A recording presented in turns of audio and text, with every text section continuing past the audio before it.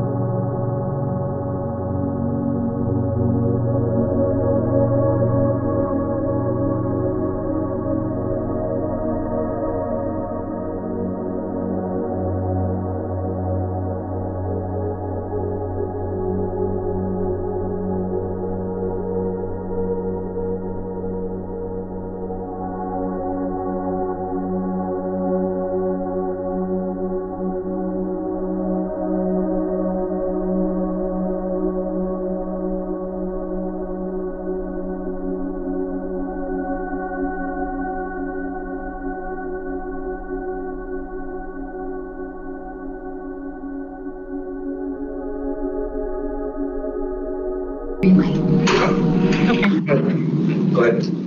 Okay, we're ready.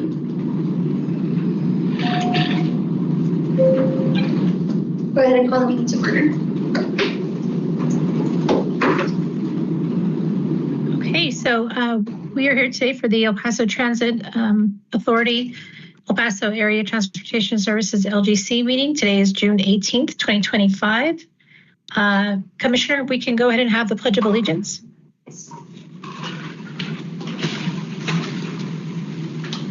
I pledge allegiance to the flag of the United States of America and to the republic for which it stands, one nation, under God, indivisible, with liberty and justice for all. Do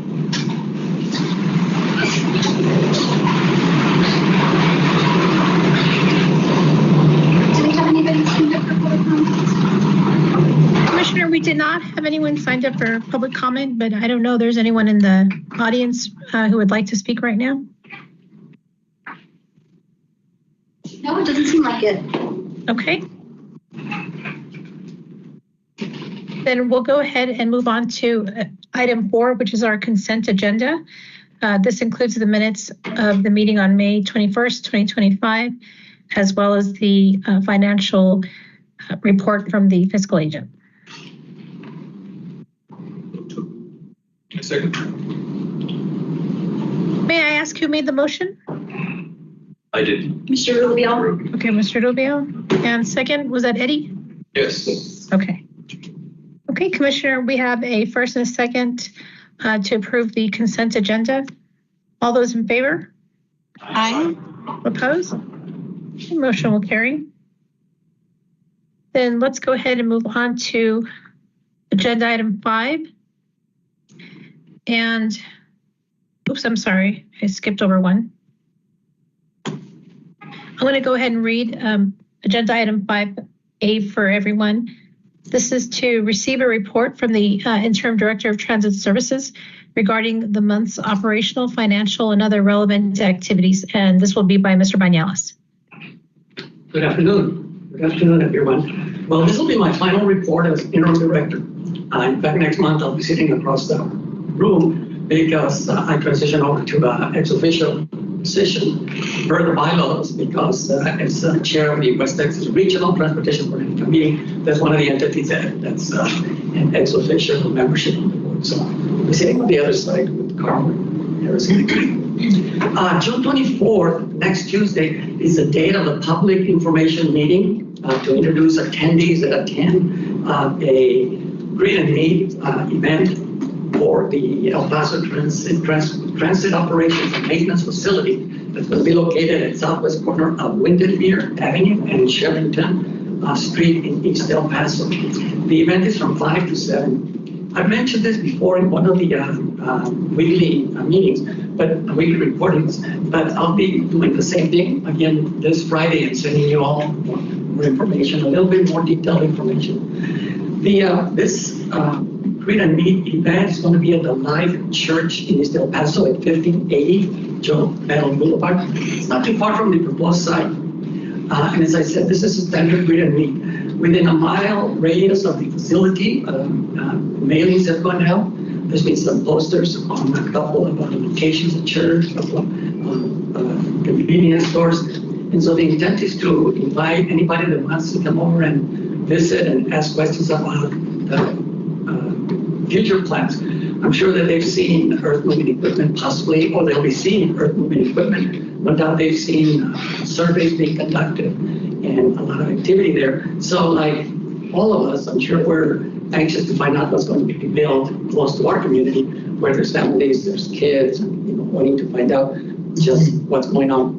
So that'll be, again, next Tuesday between 5 and 7 p.m. We recognize it's the height of the commute in East El Paso, but having it any later gets into the dinner hour, having it any earlier gets into work day. Weekends usually are not the best. So this is the day that after some discussions, we came up with having the event from 5 to 7 again on the 24th of this month.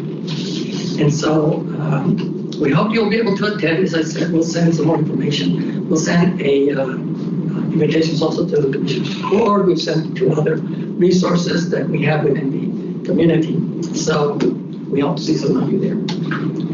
We're going through a small transition right now with Southern Metro, City of El Paso, and TransDev, and that's regarding the lease at the depot. TransDev leases the depot, as you know, as its base of operations, and the city is in need of the space for its fleet as it rebuilds its maintenance facility and has notified TransDev the need to vacate the depot. Discussions have been underway at the highest level. Calgary has been involved in the discussion with city personnel to, as we call it, through this process. Of course, we're all interested in making the transition as smooth as possible. There's always a few little hiccups here and there, but that's to be expected when you have two big entities that are looking at transitioning with as little interruption as possible. But we're all working to make it as smooth a transition as possible.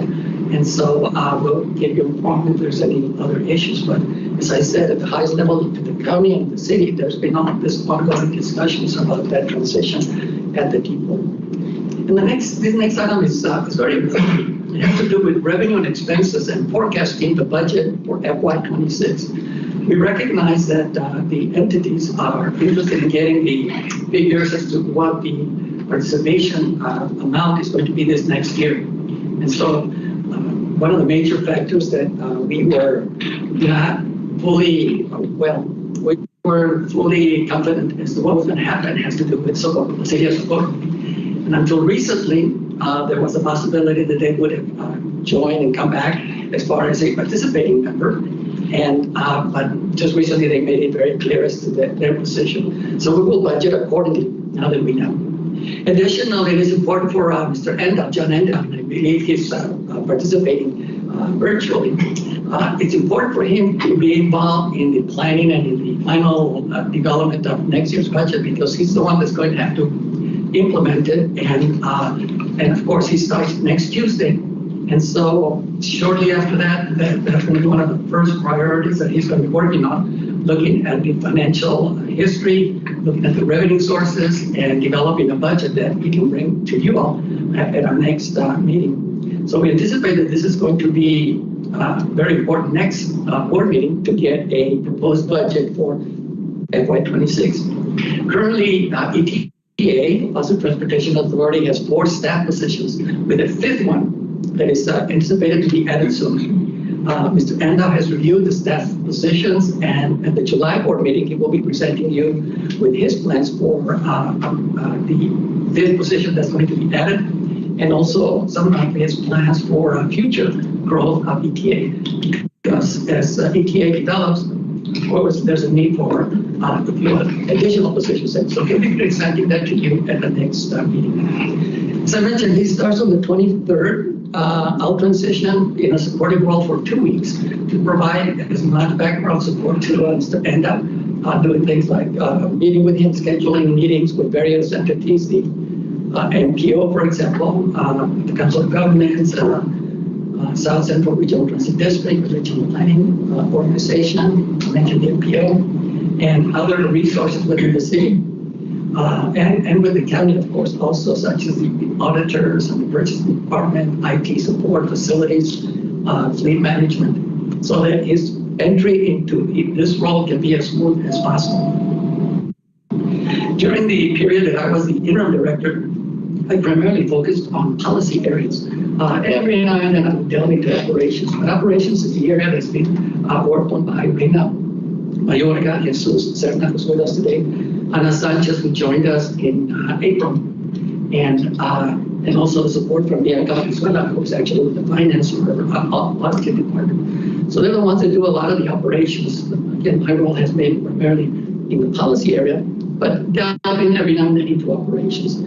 So I worked on updating and reviewing and presenting to you all those milo changes and other, I mentioned some operational items like developing the flyer that we didn't have. In fact, that was in San Elizario, one of the first meetings that I had with the mayor. And one of the first questions the mayor asked me was, do we have a flyer that we can use? Of course, we didn't, because we had just started. But that flyer was one of the flyers that I had developed. And of course, the annual report, that was, to my knowledge, the first ever annual report done for the transit programs here in the county. So that was a project that I developed and got underway. ETA board resolutions, of course, you've seen those November or December, went through a period where, because of the position, Kim Smith and the county attorney's office going through that change of responsibilities, the board resolutions are being reviewed again. And then, of course, right now I've done initial work on the audit. That's important because this will be the first audit of this entity. And per the bylaws, it needs to be done by a third-party audit firm. And so I've been working, having dialogue with the county auditor, also some dialogue with Annette. And so we'll have some more information for you at the next meeting as to how this is proceeding. Because again, this is going to be very important. Again, auditing the revenue, the expenses of the end of this entity. I've represented ETA at least 11 times before various city and town and village councils, including the city of El Paso City Council. Met with several mayors of ETA topics, made presentations with NPO, Council of Governments, Regional Mobility Authority. Been before Commissioner's Court between 3 and 4 times, not counting when we submit items just for action by Commissioner's Court. And have met with a number of the subcontractors that we work with. So this next couple of weeks, as I said, I'll be providing a supporting role to this ENDA. And this Friday, I'll be sending my last weekly activity report to the board. There will have been 36 of them. So that represents 36 weeks, not counting, of course, the holiday weeks, December and Thanksgiving. I think I signed one for the holiday season. So you'll get my last activity report this Friday. And I'll be reporting on the Socorro item later on in the agenda because it's an important piece. We put it separately from the regular report.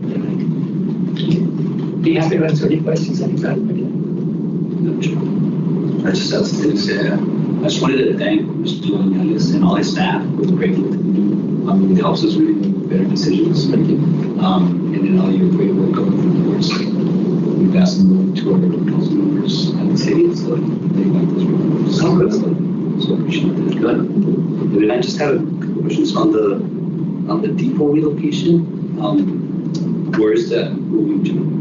Well, first Transdev has is in negotiation with the facility they're going to be leasing in East El Paso. I'm not exactly sure where it is, but they anticipate moving there now that they've received the contract for the next funding period, which starts September 1st. And so the depot again will revert back to full use by the city. And then my second question is, on the positions that you were going to fill, the current ones you have is Ms. Mayorga, Mr. Silva, and Ana Sanchez. Ana joined us on April 1st as the senior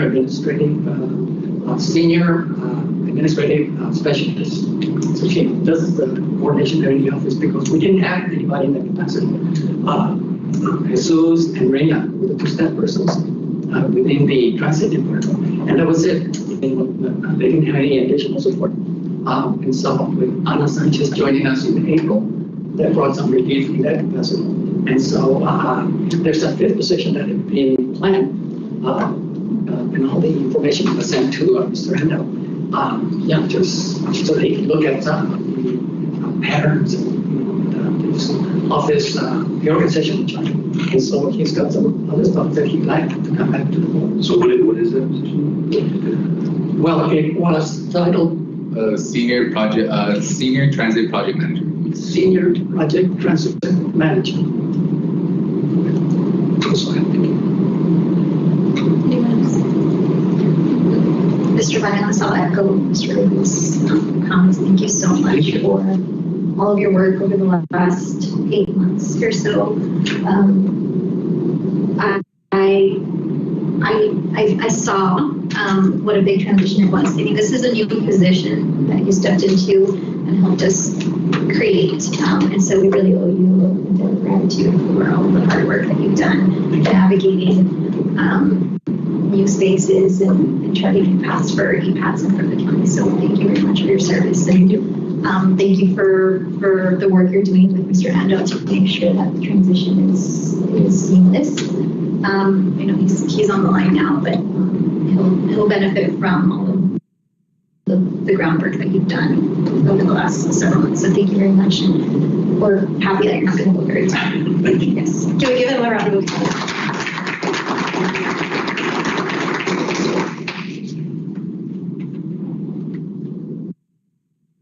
All right, well then, this will now take us to item 5B. The item is to appoint a board member of the El Paso Area Transportation Services Local Government Corporation to the El Paso Metropolitan Planning Organization's Transportation Policy Board. The board member must be one of El Paso County's 2 appointments to the board. And just as a reminder to everyone, Mr. Landeros previously held this position. And so now we would like to ask the board for the new representative so we can submit this information to the MPO.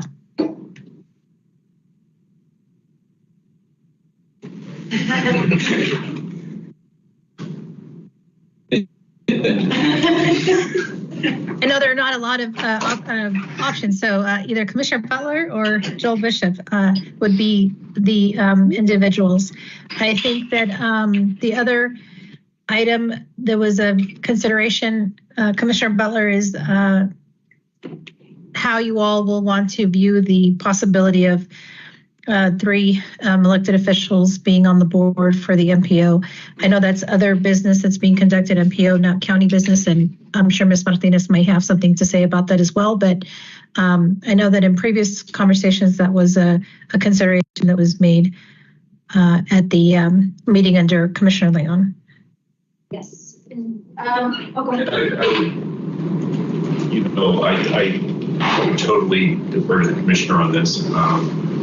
I think you would be more appropriate to be on the board. The question is that did the bylaws say it has to be the county staff or somebody, or we appoint? It's one of the 2 appointments to El Paso County, so that would be either you or Commissioner Butler. Yeah, definitely nominate Commissioner Butler if that's what you want. Okay, just to complicate things a little bit.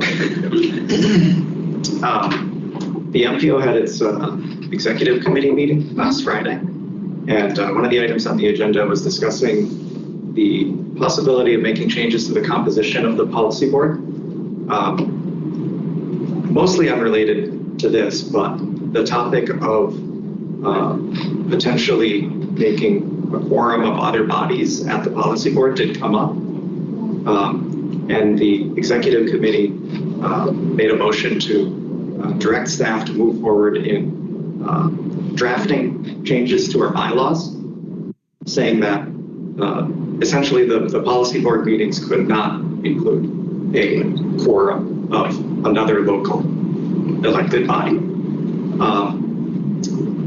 So that isn't in place yet, but it's something that we're going to be drafting up and bringing to the executive committee, and then depending on their recommendation to the policy board for approval as early as next month.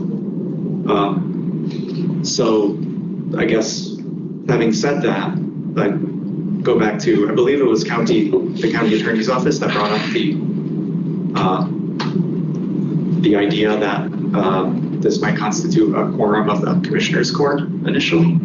So I guess I would put it back on them as to whether that is still the opinion, and if so, how that might impact any changes that we make to our bylaws. Michelle Hopkins, Assistant County Attorney, and Assistant County Attorney Eric Gonzalez is on, and she is prepared for this. Good afternoon, Board. Eric Gonzalez-Negaglione, Assistant County Attorney. So, right, the legal question really is posed to the county, right? Because it would be the members of the Commissioners Court who would potentially be sitting as a quorum on that board. At the time that this was discussed with the MPO, and thank you for that insight, this was in January, the MPO didn't have an objection to necessarily having a quorum at that time anyway of a governing body. but they understood the logistics. It would be, in our opinion, it would be considered a quorum because you have 3 members discussing business that pertains to the county potentially, and that's generally speaking what the Open Meetings Act considers a quorum. So logistically, we have worked out joint meetings with other entities, such as the hospital district. So we believe that logistically we could get it done. It would just require the cooperation of the MPO. And hearing that they might be considering some change, that's something to consider. But you could have another elected official. We would just have to work out the logistics of joint meetings.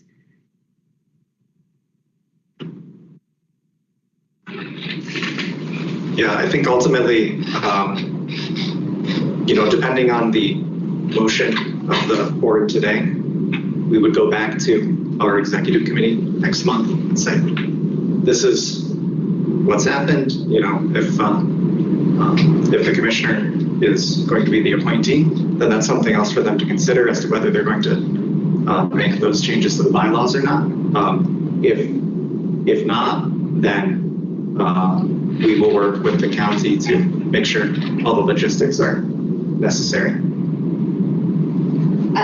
Ultimately, the county commissioners court will have to vote on the third appointment anyway. And so I think I'm happy to accept and move forward that way and have that conversation on commissioners court about whether the MPO will amend their bylaws or not, and then have the commissioners court recommend how they want to proceed with the third seat, if that's okay with everybody.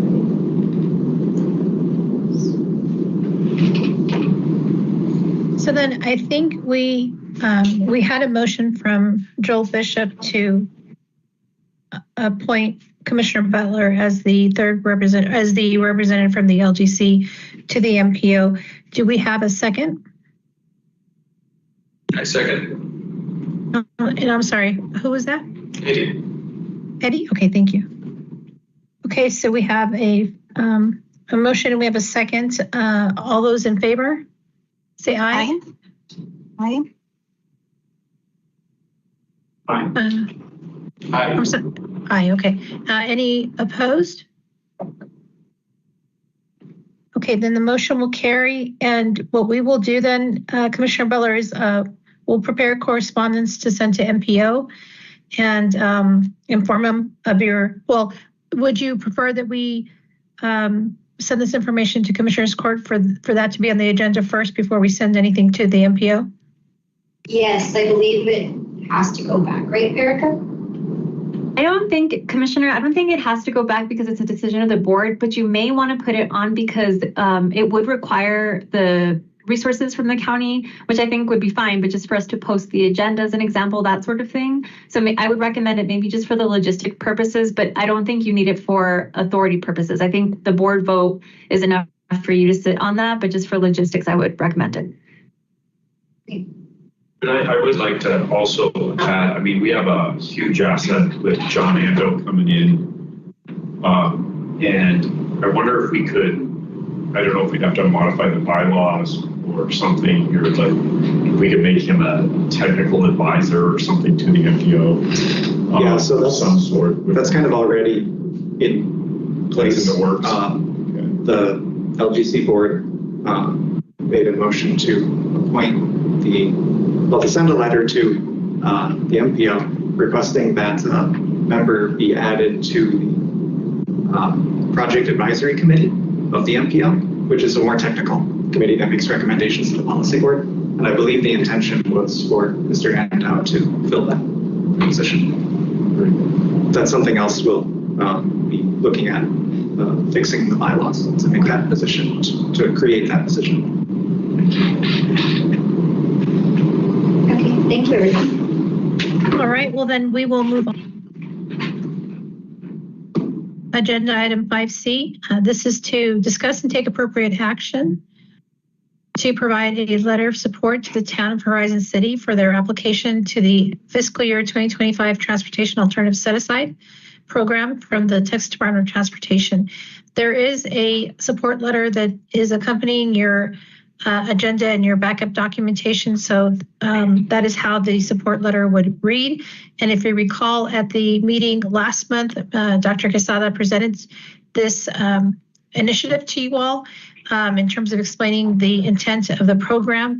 And we did confirm that if the board approves the support letter, we can forward that letter on to TxDOT local office, and they will receive that and accept it once Commissioner Butler signs it.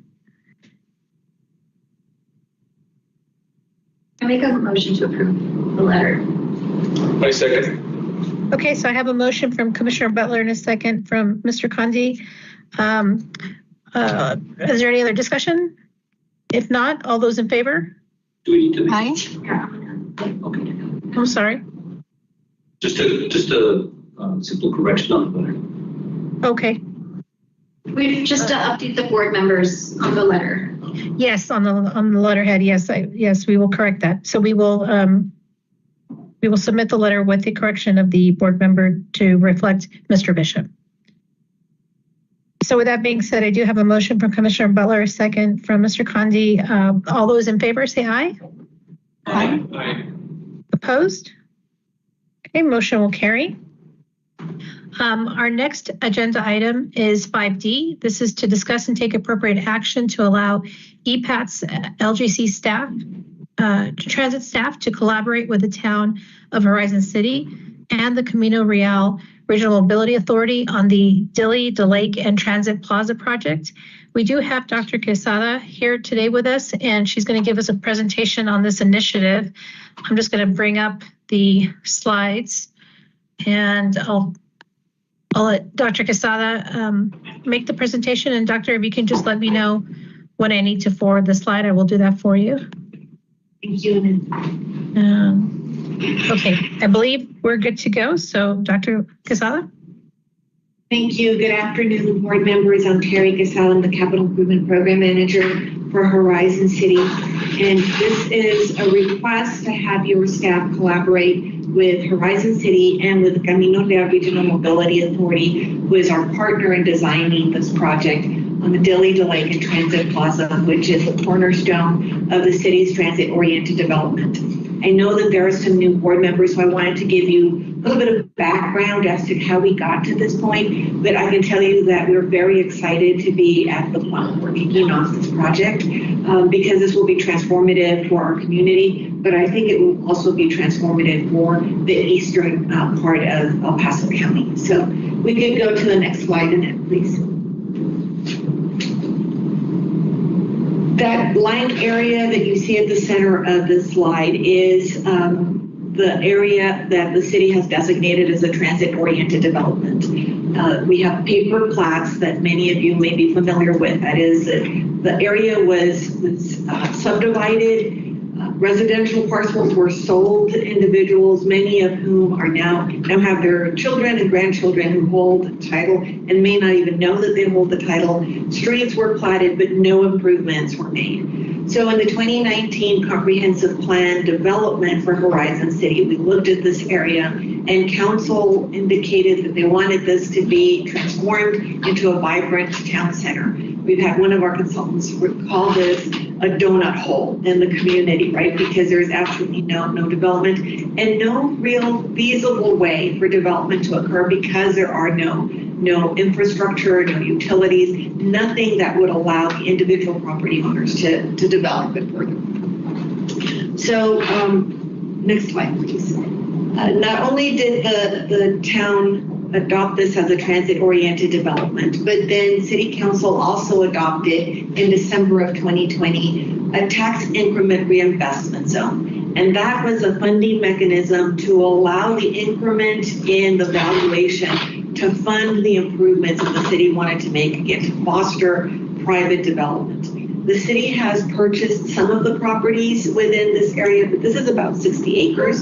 So it's near impossible for any one person or any one entity to purchase all of these parcels. We have purchased some for drainage improvements, some for City Hall and the Transit Plaza, some for potential economic development investments. But the goal is still that the public investments will spur private investment. Next slide, please. So looking at it from a planning perspective, this is the area we have proposed transects, and I should add that last week on Tuesday, Council adopted the form-based code that will allow for the transit planning within the area, again, to foster the transit-oriented development as opposed to continuing with a suburban type of development. What you will see is closer to the bottom of the slide in red and blue, there are two roadways. That's Dilly in the northern one and the lake on the bottom one. And then there's an area that's also carved out in red. Those are city-owned parcels, and that's where we're proposing to locate City Hall and the Transit Plaza. Next slide, please. The city conducted a Transit Plaza siting study, and in August of 2024, this is the plan that council approved. Again, this is within city-owned properties, and it includes some improvements to Cross River Street, which is the street that comes across the bottom and then curves up towards Dilly Street. Next slide, please.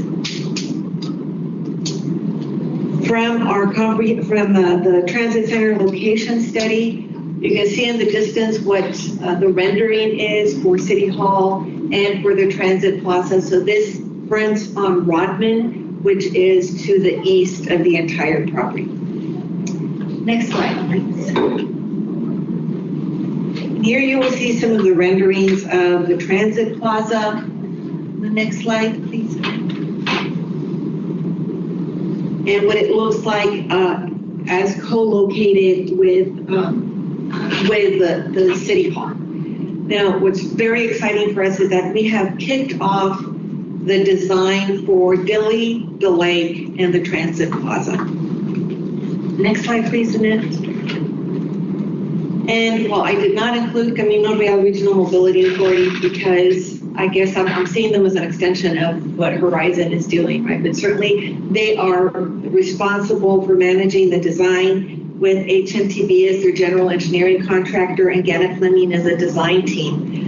But our other project partners include the ETA because we're looking at the ETA as being the transit provider for the two routes that the city has proposed that will originate and then terminate at the Transit Plaza, right? And the other project partner is the Horizon Regional Municipal Utility District because part of the project on Dilly and the lake is the inclusion of water and wastewater lines so that we have those utilities in the streets. And again, the whole intent is to foster development. So that's one of the reasons that we're here.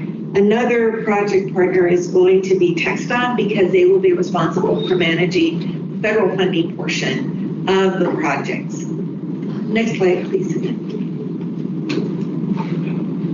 This is something that only geeks like me really understand or get really excited about. We have a funding cocktail for this project. The design is funded through the community project funding, and it's being managed through HUD.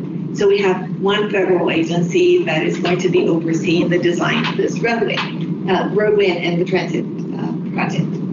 Construction, we have the lake and the Transit Plaza proposed for federal transportation funds through the MPO. So that would be managed through TxDOT. Dilly is not functionally classified as a roadway that is eligible for federal funding, so that would have to be funded with local funds, and Cross River will also have to have local funds. So again, we have a real funding cocktail for this. However, the entire project is federalized because we have federal dollars linked to some of the components. And the reason that that's important is because we have to follow federal guidelines, and we'll have to follow the stringent federal guidelines for the environmental work, for all of the design work, for the public outreach that we will have to conduct. So this adds to the entire project development, right? So that's why I wanted to highlight the funding cocktail that we have. Next slide, please. This is the preliminary schedule that the design team presented to us at the kickoff meeting last week. You'll notice that I have fudged a little bit and giving you seasons as opposed to specific dates, because we still have to coordinate that schedule with TxDOT to make sure that we are hitting their design review dates, and we have to allow for enough time to submit that ahead of time. But ultimately, the plan is to bid this project in the winter of 2026, which is fiscal year 2027 from the federal perspective. So we're looking at about a year and a half of work to develop the design to make sure that it is functional. Because we're looking at ETA as a transit provider, we certainly want you to be part of that design effort to tell us what's going to work, what's not going to work, what would work best. Because right now what we have is a concept. We have the site that's identified. We know what the streets are, and those are already dedicated streets per the paper plat. But certainly we want to have your expertise as a transit provider sitting at the table saying, this is what's going to work, this is what's not going to work. So our request to the board is that you would authorize your staff to collaborate with Horizon City and with the Regional Mobility Authority, with the design team, so that we can bring this project to fruition and be doing the groundbreaking sometime in early 2027. Subject to your questions, that is my presentation. May I add, we have been involved since the initial stages with Horizon City since I think June of 2024.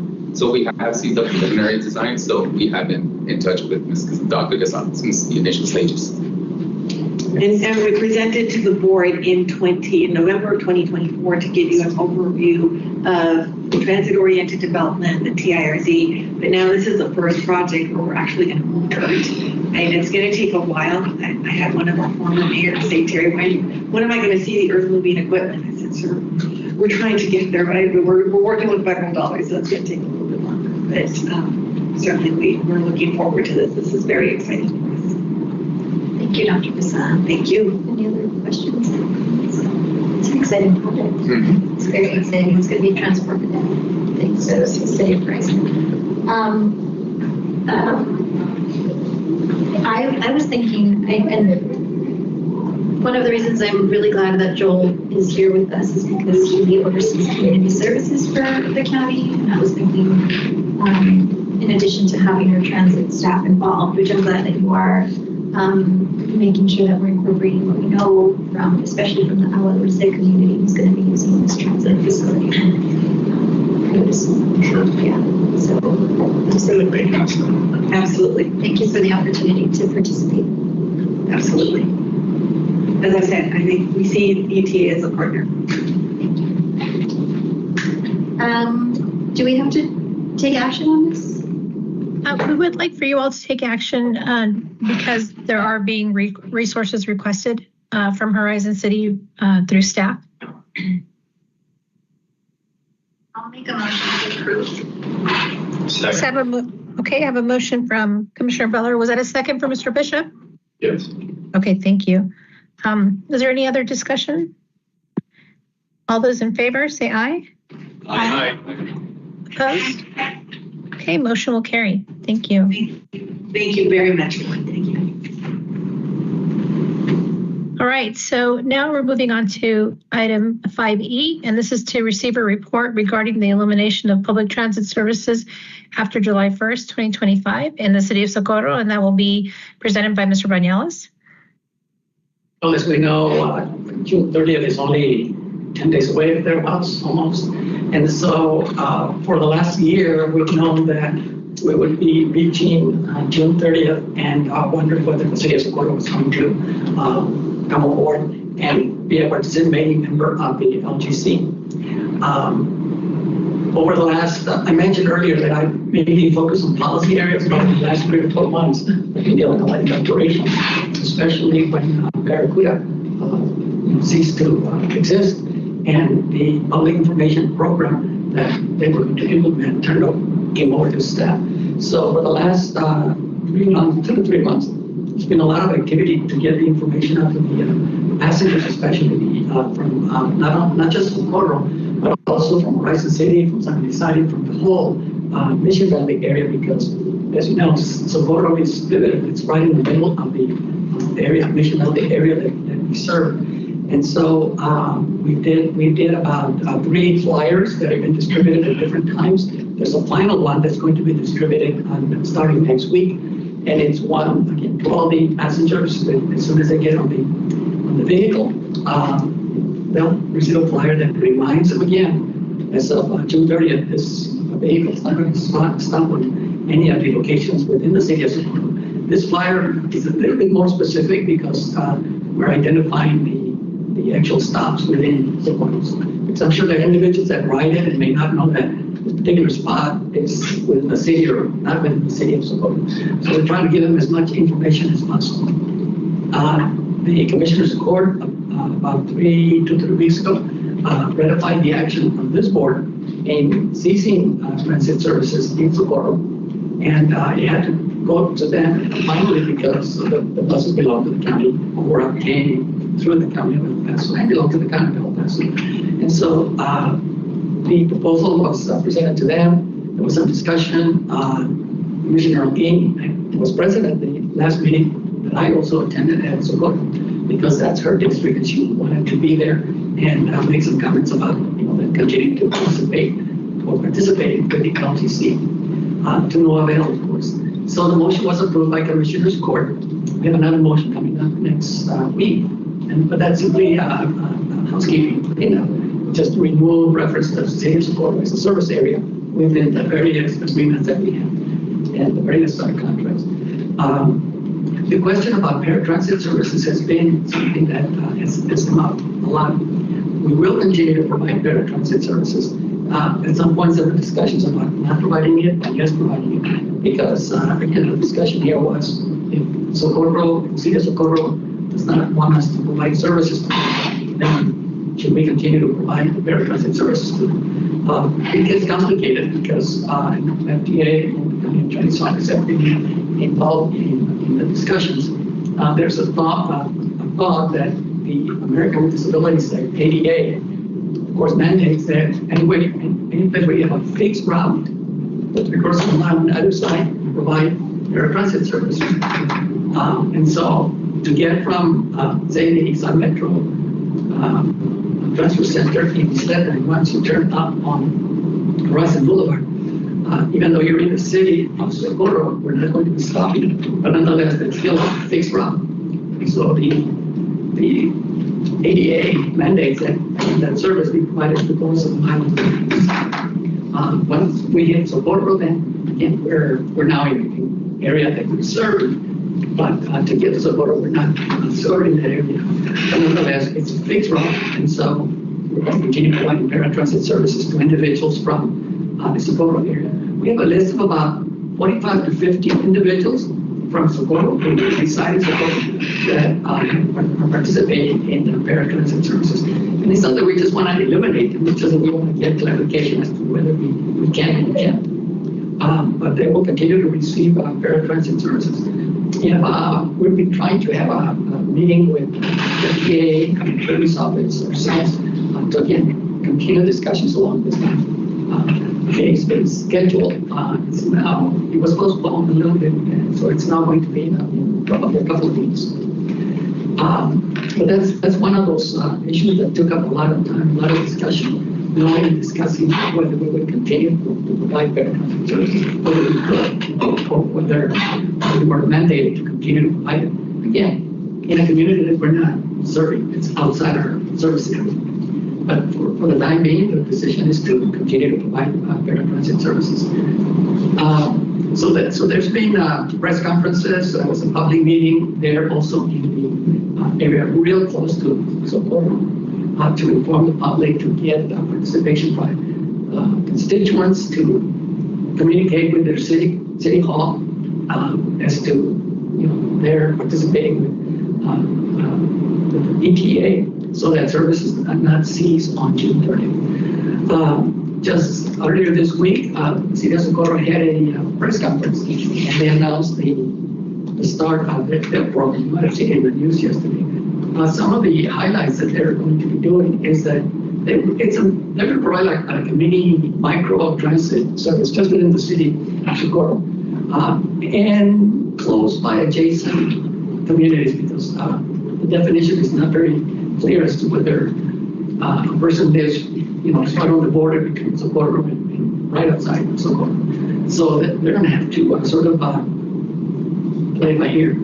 Their service is from 6 a.m. to 6 p.m. They do provide ADA service. There are 3 vehicles that they have. They're using right now. They're ADA, they keep ADA standards. It's open to residents of Socorro who will self-identify themselves as residents of Socorro. There's no eligibility requirement in terms of verification. That's not going to be implemented, at least not now. The cost is, there isn't any. You call and you say, I want to go from point A to point B. The vehicle is sent to you and they take it from point A to point B. Primarily within Socorro, but emphasizing also that they will transport them to the San Metro Transfer Center there at San Rosa and Canela. And so they'll drop individuals off there so that from there they can take either one of our buses or San Metro bus. The trips will have to be pre-scheduled. So it's not like fixed route where you just go to an intersection and bus arrives, you get on. These have to be pre-scheduled, so individuals have to call and schedule, make a reservation. According to the information that they released, you call, we transport you. Go ahead and see what happens. But that's where we are with Socorro. And of course, the opportunity is there for them always to come back and have discussions regarding continuation or participation to have a fixed route within the city of Socorro. It's very possible that in the future there'll be that situation where ETA will be providing transportation along Horizon Boulevard and connect individuals from they get up there, could be picked up by somebody from the city of Socorro with a really micro transit program and transport them to within other areas of Socorro. Because one of the comments that was made was that ETA, the county, is only provides transportation in certain areas and nowhere else in Socorro. And of course, just that the county transit system is a regional transit system. It's not within the communities, other than the area, the fixed routes that we have. But much like what Horizon City it appears is doing, they're going to be, right, they're doing a micro transit service within the city of Horizon, connecting with the fixed transit system that we have, so that individuals can travel easily within Horizon and then also outside of Horizon to other parts of the city and the county with San Metro and ETA. So that's where we are with Socorro. We gave it a lot of effort. There were a lot of meetings, a lot of discussions, but that's where we are. If I may, I just want to be very sure. I'd be remiss if I didn't speak up at this point. Horizon is not looking at a micro transit system. Horizon is looking at 2 routes, and those would be an express route to the UTEP area, possibly with a stop at the community college, and also a circulator route. At the time that was conceived, it would be a circulator route from Horizon through the Socorro community and linking not only those 2 cities, but the communities between us. But it was not within Horizon City. So I think that some of my council would be very upset if they thought that we were being likened to Socorro. Thank you. So just to be clear. Thank you for that clarification. Thank you, Mr. Williams, for the update. Been very busy this last month, attending all these press conferences and meetings. I can tell you, I just today met with the mayor of Socorro to talk about potential partnerships in the future, and he reiterated that his desire to leave the door open for future partnerships and negotiations, and I think that he acknowledged the complexity of public transit, right, and that the city of Socorro, while they very much want to have their own transit system, he also sees the benefit of having a regional transit system. And so hopefully, as the city goes through this process of setting up their own transit system, because I don't know if it was announced during their meetings yesterday, the timeline. I wasn't sure if this is like an interim solution or if it's a permanent solution on their end. I don't know funding and the staff, and there's a lot of questions that they might have the answers to already, but I'm not sure. And so hopefully as they go through that process, they'll feel more inclined to come and have more conversations. And I don't want to steal Mr. Endo's thunder at all, but one of the conversations that he and I had recently was we could provide microtransit to Socorro if that's what they want, if that's what they feel best suits the need of their community. There's no reason why EPATs couldn't do that. We have that capability, and we just haven't had that conversation with Socorro. And so luckily Mr. Endo's seen different models of these kinds of partnerships and regional transit partnerships as well. And so I'm hopeful that we'll be able to work something out. I told the mayor that we're not closing the door either. So hopefully we'll be able to revisit that in the future. Thank you. Any other questions or comments? Just a quick question. So the services that YD is doing, will they just paratransit? It's just for anyone? It's for people call in and schedule a ride from where they're at to go to. If it's within the city, they'll take them within the city. If it's outside the city, they'll take them to the Sun Metro Transfer Center. And then what's the position? Very good, yes. 6 a.m. to 6 p.m. No weekend. Monday to Friday, no holidays. Interesting. Okay, thank you. Okay, this will now take us to item 5F, and this is an update on the El Paso MPO Regional Mobility Strategy 2052 Metropolitan Transportation Plan Development, and this will be presented by Harrison Plord. Yes, so this is an item that Mr. Landeros actually requested from the NPO. A few of the board members and others in the room attended some of our scenario planning workshops, which is all part of our development of our new Metropolitan Transportation Plan. It's our long-range plan for the entire MPO region. So I wanted to provide an update on what we're using the results of those workshops for,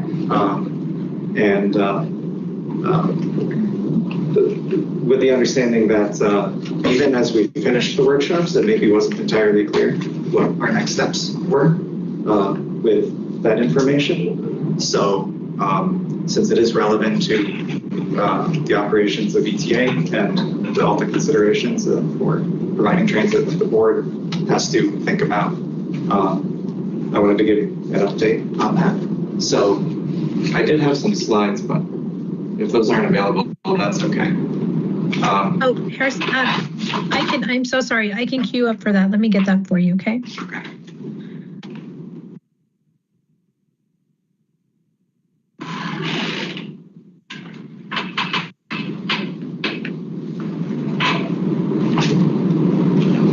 I attended one of the workshops. Did anybody else? Okay.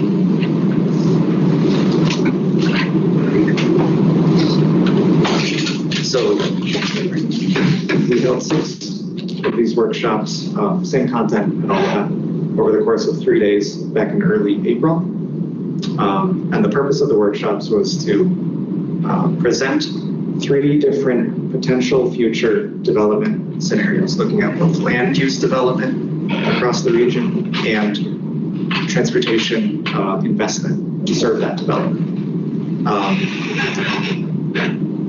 We tried to provide scenarios that kind of ran the spectrum from what we've seen, what we call the status quo scenario, which is primarily low density development, residential development happening on the edges, on undeveloped land, very little infill development, very little employment for those new houses being located near the houses.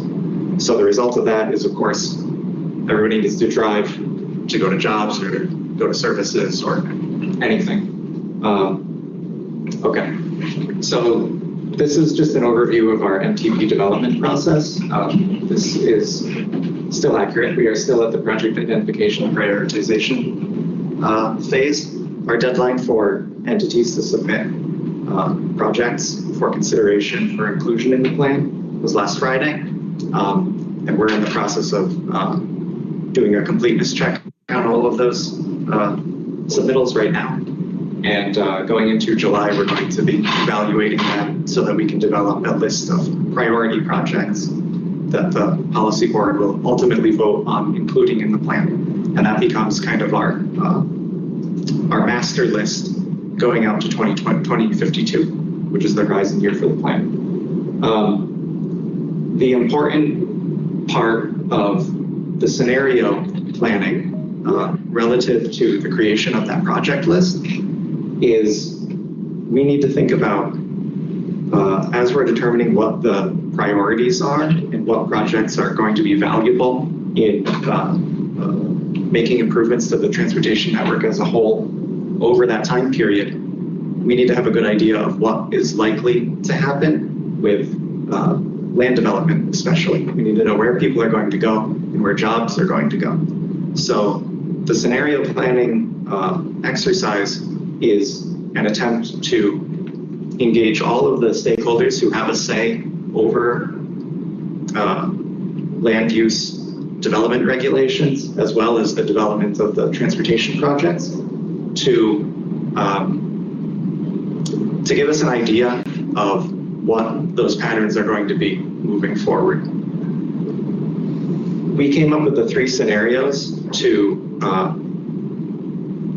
kind of give all of those entities an idea of what is possible as much as what was actually going into place. Can we go to the next slide? So again, these are the 3 scenarios that we talked about in the workshops.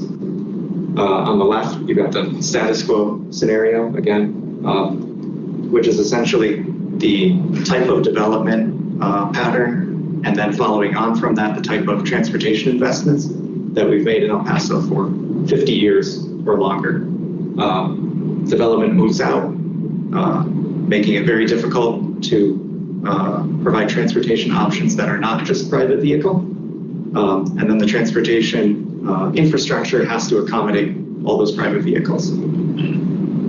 The second scenario is what we thought of as like a balanced scenario, where there is more of a mix of land use development patterns, and therefore we have an ability to invest more in alternative modes rather than just focusing on moving cars. And then the one on the right is the visionary scenario, or as we called it, I think, so at least one person called it, and I think every workshop, La La Land, which is the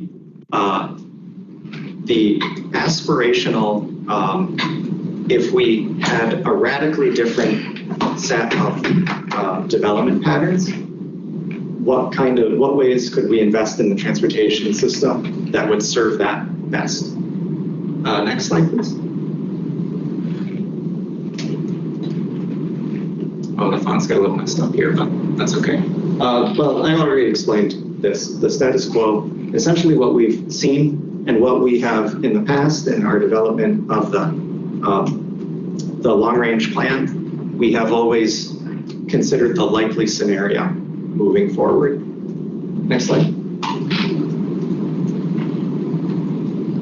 And switching to the other end of the spectrum, the visionary scenario is a scenario where we get a lot more development that looks like what Horizon is looking at with the transit-oriented development. So think of that, but on a much more of it.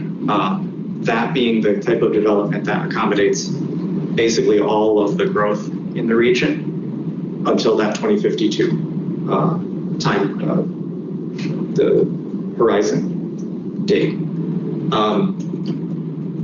That would be a result of municipalities changing their development regulations to incentivize that kind of development, rather than, for the most part now, even if there are technical monetary incentives, a lot of our policies are set up to disincentivize that denser mixed-use development, and therefore it incentivizes the lower density edge development that we've been seeing. When you get that denser development, it is then easier to make transit a feasible service to move those people around. You also have people, since you've got a mix of uses, you've got more people who are able to work very close to home. And the result is lower VMT, fewer trips on the network as a whole, which makes it easier for us to, as a region, to have more flexibility in our transportation dollars, really. Next slide, please. So this is just an example of the kind of development change that would have to happen for that visionary scenario, which we might have stolen this from Plan El Paso. I don't know. So it's been an idea locally for a long time now, but essentially it's moving from car-oriented development to something where you have if you've got a commercial use, you've got really some of your user base right there, rather than everybody driving in. And the idea would be that all of our major corridors could accommodate this kind of development, and high-frequency transit service would then provide the transportation across town or across the region. Next slide. And then this was our vision of basically taking Brio, expanding it, many more lines, making it true BRT service, so dedicated rights of way, very high frequency. And again, this would complement that denser development. Again, this is the La La Land scenario.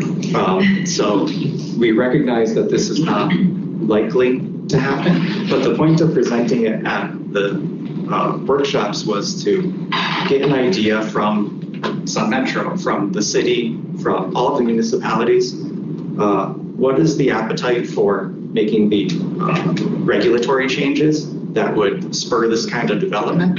And what is the appetite then for shifting transportation spending to serve that kind of development in a way that doesn't just end up generating more private vehicle trips? Next slide. And then with the transitional scenario, we tried to provide kind of a blank slate in that, entities, you tell us what you have in the works that we can work into this scenario and see what the benefits are going to be in terms of congestion, in terms of trips, and in terms of air quality. So this one was really not well defined on purpose. Next slide. Okay, well, a lot of this text is not so visible, but essentially the approach that we're taking is to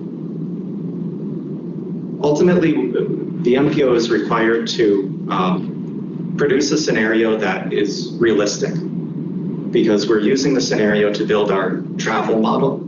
The model is then used to determine what our emissions levels are going to be like for vehicles. And those have to be realistic projections because we are in an air quality non-attainment area. So we have specific Clean Air Act regulations that we need to follow. So because of all of that, effectively, we have to go with the status quo as the official scenario for the MTP. So all of our list of prioritized projects that are going to end up in the plan are all going to be programmed into the model, and we'll run emissions and determine, ultimately it has to show that we're not going to make pollution worse from the accumulated changes created by those projects. So we're calling this, even though it's the status quo scenario, we're calling it kind of the enlightened status quo scenario, because we are using the urban sim land use model to help inform the land development portion of that model, which we've never done before. So in the past, the MPO has always used a Delphi scenario in which people from across the region come to workshops and kind of say, well, I think, I know that housing is going to go here because I'm a developer and, we've got a plan there, or we've got a deal with an incentive package for a major employer to go here. And that gets you so far, but it doesn't necessarily get to the level of granularity that we can get to with the urban sim land use model. So even though we're using the status quo kind of forced to expect business as usual moving forward in terms of development patterns, we're trying to do it in a smarter way than we have in the past, and hopefully that helps us to make better decisions about how to effectively spend our transportation dollars. The other thing that we're doing is taking that transitional scenario and including it as a separate chapter in the MTP, and that is going to be our sandbox moving forward. Whenever we will continue to engage with all of the entities. When the city of El Paso told us that they are working on changes to their zoning code, they're working on legalizing ADUs everywhere and changing parking, getting rid of parking minimums and some other things. Those have a could have a big impact on development patterns and density. We want to be able to incorporate things like that into a model, even if it's not the official model. We want to be considering it now so that we're building toward the next MTP, and we're getting to something that is realistic, but includes all of those things that bring us in a different direction in terms of the development patterns, so that when we're having the conversations about building that project list next time, we have an easier time of working some of those things into the evaluation and saying, you're going to get extra consideration if you're doing things that serves this new type of development pattern that we're seeing that's emerging, if we do. So essentially the scenario planning workshops helped us to come to these decisions. And we've got these two new approaches that one is effective immediately as we develop this plan and the project list. The other is a continuing process that we hope incrementally pays off as we move forward and get to the next MTP and another one after that every 4 years. So that's what we're doing. That's our approach moving forward. And if you have any questions, I'm happy to take them. Mr. Lord, I just was thinking about the local major thoroughfares, Great City, right? So I'm assuming that you're wanting us to use this kind of like as a guide to make changes to, if we need to make changes to the local NTP. Well, that's really up to you. I guess the value of the visionary scenario is that, yeah, it's not something that is actually going to happen in full, but I think we could all see aspects of it that are positive and have a beneficial effect on the region, whether it's, again, the emissions or safety or mobility.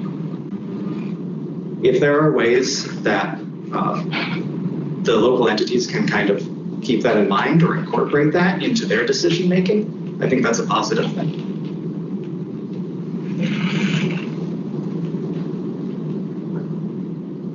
Other questions or comments?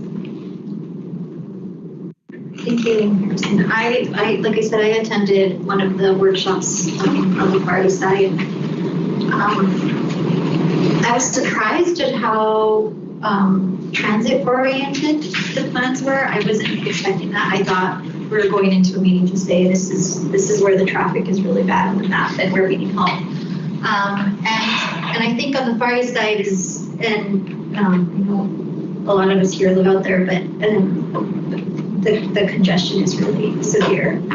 And so I know a lot of the opinions there were like, we need solutions that are going to help us get out of this traffic now. And maybe that includes transit, multimodal, maybe in the short term it's something else, it's more roads. But I agree that it's going to have to, I think it's going to be a mix of the two. I think especially down the far east side where the congestion is really bad. So I appreciate you and the MPO taking the time to go through this and get the feedback from different parts of the county because everybody has distinct challenges. So the one thing I'll say is that I think we had it in our presentation at the workshops, but regardless of the scenario, whether it's a no build where we don't spend any money on improving the system or one where we're just focusing on increasing car capacity or the transit heavy one, every one of our scenarios based on our modeling so far, we're still going to have more congestion moving forward. Right. So we simply don't have, you can't build your way out of it when, again, the development patterns are the way they are and people continue moving further, requiring them to drive more or just travel more, even if they're using another mode. So yeah, we have a lot of challenges. There's limited funding, and that's why it's important for us to be as scientific as we can and try to make sure that we're spending the money in the way that's going to be the most beneficial. Right, and something that I pointed out, which is one of my, maybe not my concerns, but I think it's going to require more of a carrot approach to incentivizing land use within municipalities is that the county doesn't have land use regulatory authority in unincorporated areas, which is where most of the growth is happening, right? So we don't have that stick option in the county. And so I think, working with the municipalities and the planners to find ways to incentivize that infill development, that dense development inside municipalities is going to be important. But so just balancing those two things, right? The fact that the county doesn't have that authority in unincorporated areas, and that's where we see most of the growth and need for transit solutions.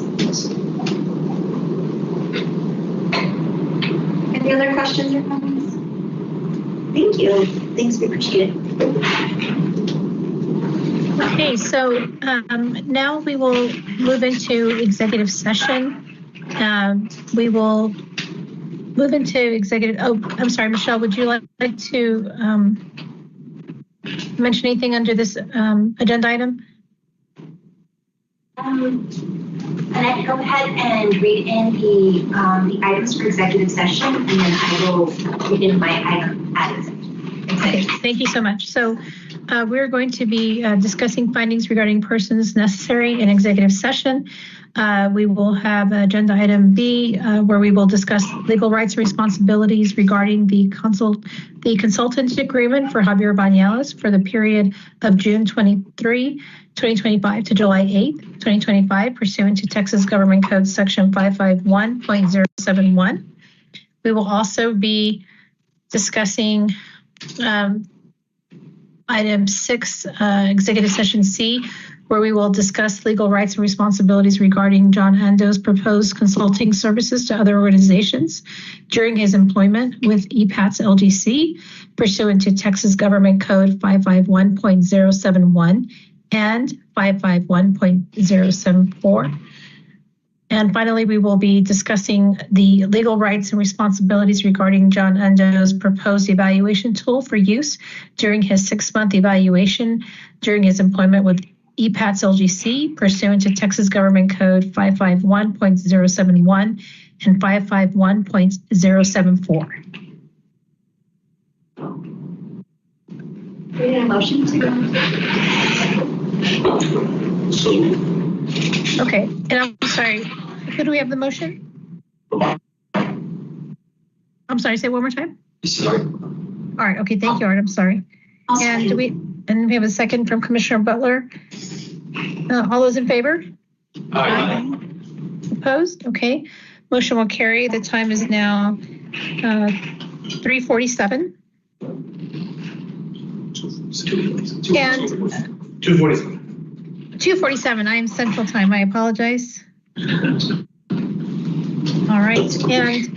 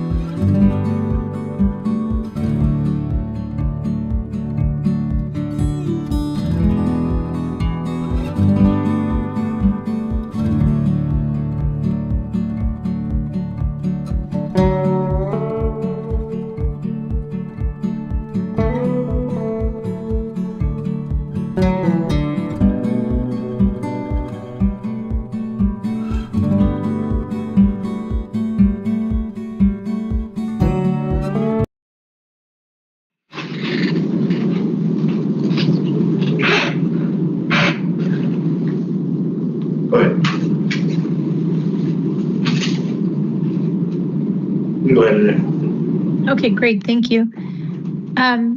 Let's see, so the time is now 3:47. Is there a motion to go back into open session? I'll make a motion. Second. Okay. So a motion from Commissioner Butler, a second from Art Rubio. All those in favor? Aye. All those opposed? Okay, motion will carry, and I do want to note that Andrea Carrillo, LGC board member, is no longer in the meeting. Okay. Yes. She is. Yes. I'm here. Oh, she is. I'm sorry, Andrea. I didn't see you on my screen. I apologize. I will retract that statement. All right, so then we'll go on to agenda item 7.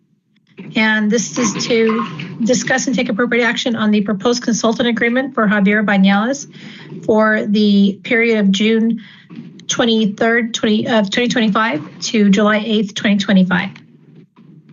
Michelle Martinez, Assistant County Attorney. I have a motion for the board's consideration unless there are any comments from the board. I'll make a motion to approve. Second. Okay, so I have a motion from Commissioner Butler, and I believe the second was from Art Rubio. Right. All right. Is there any further discussion? All those in favor, say aye. Aye. Opposed? Okay, motion will carry. I need to read the motion into the, yes. So the motion would be approve and authorize the chair to sign the consultant services agreement between EPAS, LGC, and Javier Bañales for the period of June 23rd, 2025 to July 8th, 2025. Thank you. Okay, we'll move on to agenda item 7H. This is to discuss and take appropriate action on John Endo's proposed consulting services to other organizations during his employment with EPATS LGC. And I believe there will be no action on this item.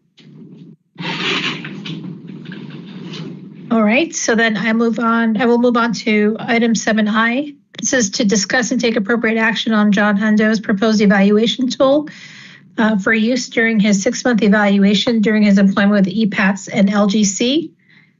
And I believe this item will also have no action. So then this will take us. You muted yourself? Sorry, folks. So this will then take us to adjournment. If I can have someone make a motion to adjourn. I'll make a motion to adjourn. Okay, and second with Art Rubio. All those in favor? Eddie on the Eddie. second. Eddie, thank you. Eddie on the second, and so the time is now 4:50. All those in favor? Aye. Opposed? Okay, thank you. Thank you, Mr. Bañales, again.